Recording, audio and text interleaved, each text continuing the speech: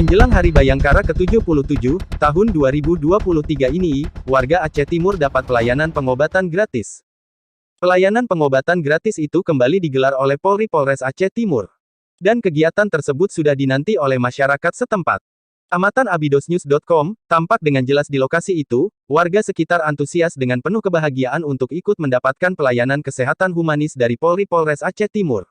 Untuk kita ketahui bahwa, sebanyak 127 warga Gampong Baro, Kecamatan Idirayek, memperoleh pelayanan kesehatan gratis tersebut.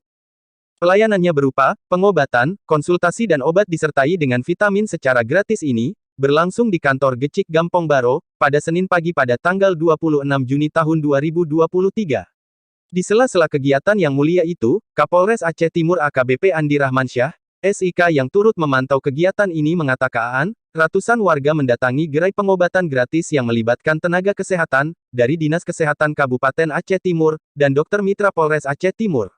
Selama kegiatan berlangsung, warga mendapat pelayanan, berupa pemeriksaan tensi darah, pemeriksaan laboratorium sederhana, seperti kolesterol, gula darah, dan asam urat, serta pemberian obat, juga vitamin setelah konsultasi dengan dokter.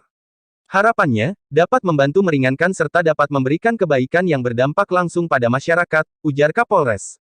Menurutnya, kegiatan pengobatan gratis ini, dinilai warga sangat membantu. Untuk itu ke depan, program serupa akan terus dilakukan.